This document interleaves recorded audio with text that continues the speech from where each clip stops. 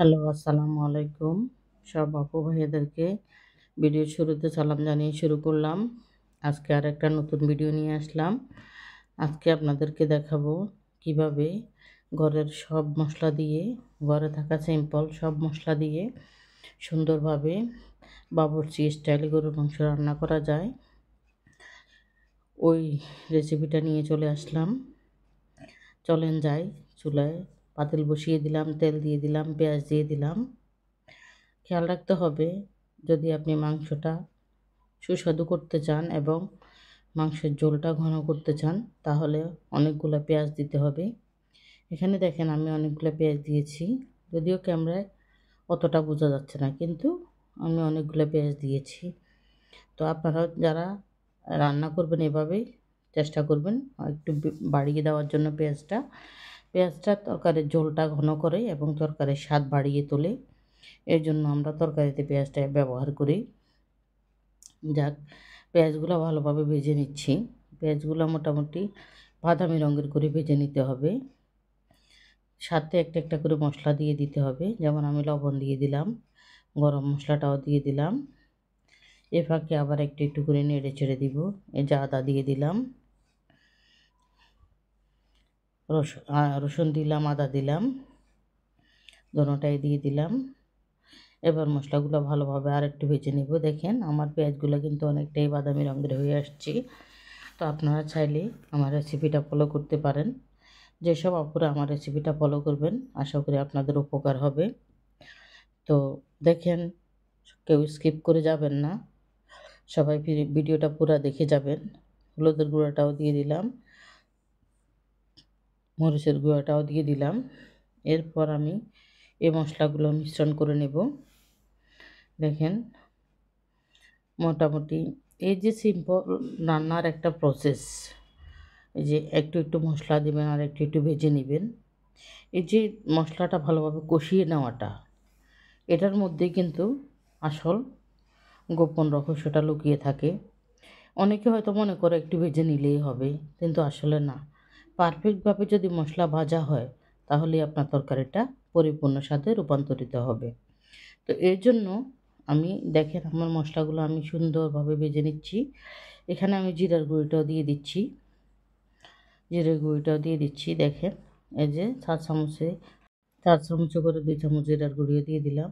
জিরার গুঁড়িটা অ্যাড করার পরে দেখবেন মশলাটা একদম ড্রাই হয়ে যাবে। তখন আপনারা বুঝতে পারবেন যে আপনার মশলাটা যখন আপনি বুঝবেন যে ভাজা হয়ে গেছে, তখন একটু পানি অ্যাড করতে পারবেন।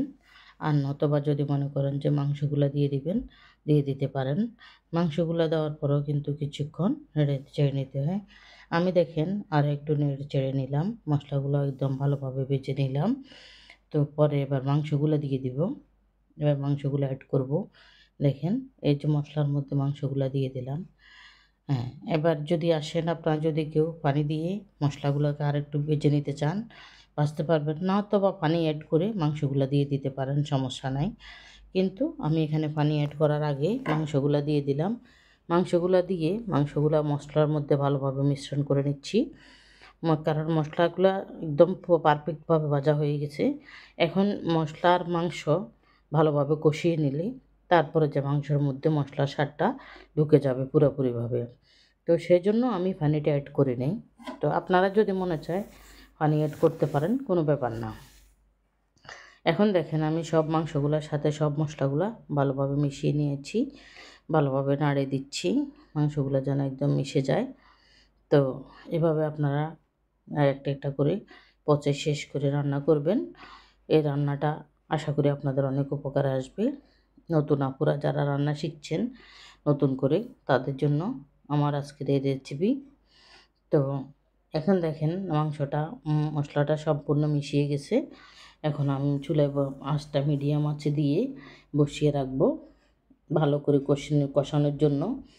দেখেন কষানো চলতেছে, কিছুক্ষণ পর পর একটু নেড়ে দিব। ব্যাস, এবার ঢাকনাটা দিয়ে দিব। এই যে ঢাকনা দিয়ে দিলাম। ঢাকনার ফাঁকে দিয়ে কিন্তু অক্সিজেন ওঠার একটা সুযোগ আছে, এই ঢাকনাগুলোতে থাকে। যারা এসব পাতিলগুলো ব্যবহার করেন সেসব আপুরা আশা করি জানেন। তো এর জন্য পাতিলের ঢাকনা কিছুক্ষণ পর পর নেড়ে উঠিয়ে এই যে দেখেন ভালোভাবে একদম বলক চলে এসেছে। আমি কিন্তু পানি দিই নাই, তারপরেও দেখেন মাংসতে পানি দেখা যাচ্ছে, কারণ মশলার কারণে, মশলা যখন অ্যাড হয়েছে তখন আগুনের এর কারণে সিদ্ধ হয়ে মাংসের যে পানিগুলা ওগুলো বের হয়ে গেছে। এখন মাংসের পানিগুলো আর মশলাগুলো একদম একাকার হয়ে গেছে। এর মধ্যে যদি আপনি মাংসটাকে ভালোভাবে কষিয়ে নেন, তাহলে আপনার মাংস খেতে আপনার কাছে অসাধারণ একটা স্বাদ লাগবে। তো সেই জন্য আপনারা মাংসতে এভাবে আমার মতো করে কষিয়ে নেবেন, পানি না দিয়ে কষিয়ে নেবেন, দেখবেন আপনাদের মাংসটা একদম বাবুর্চিদের মতো স্বাদ হবে। তো আপনারা ভিডিও দেখতে থাকেন, আমি লাস্ট পর্যন্ত আপনাদেরকে দেখাবো মাংসটা অনেক সুস্বাদু হয়েছে। তো দেখেন মাংস কালারটা অনেক সুন্দর হয়েছে।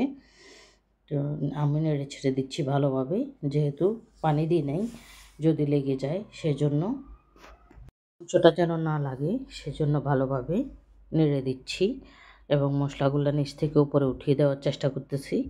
আশা করি আপনারা দেখার সুবিধার্থে আমি একদম ক্যামেরা কাছ থেকে দেখাচ্ছি, যেহেতু আপনারা বুঝতে যেন অসুবিধা না হয়। দেখেন মাংসের কালারটা কি অসাধারণ লোভনীয় হয়েছে। এখন আমি একটু পানি অ্যাড করে দিলাম, যেহেতু মাংসটা সিদ্ধর ব্যাপার আছে, মাংসটা সিদ্ধ হতে হবে। পানি দেওয়া হয়ে গেছে, দেখেন ভালোভাবে নেড়ে চেড়ে দিয়েছি। এই যে দেখেন আপনাদের দেখার সুবিধার্থে আরও একবার নেড়ে দেখাচ্ছি। দেখেন পানি কিন্তু বেশি দিই নাই, কারণ এই পাতিলগুলোতে অল্প জোশ হলেও মাংস মজে যায়, এই জন্য আমি পানি বেশি দিই নাই, কমও দিই নাই, মিডিয়াম যেটা দরকার ওটাই দিয়েছি, যেহেতু পারফেক্টভাবে যেন মাংসটা হয় সেজন্য। তো দেখেন বলক আসার জন্য অপেক্ষা করতেছি, বলক আস্তে আস্তে চলে আসতেছে, আবার ঢাকনা দিয়ে দেব, পারফেক্টভাবে পুরোপুরি ব্লক চলে আসবে। ব্লক আসে গেলে ঢাকনাটা সরিয়ে দিব। তো দেখতে থাকেন রান্নাটা কেমন লাগে, কমেন্টসে জানাবেন। যেসব আপুরা নতুন তারা আমার চ্যানেলটা সাবস্ক্রাইব করবেন, আমার পাশে থাকবেন। ইনশাল্লাহ যারা আপনারা আমার পাশে থাকবেন, আমি আপনাদের পাশে থাকব, আমার সমর্থন আপনারা পাবেন।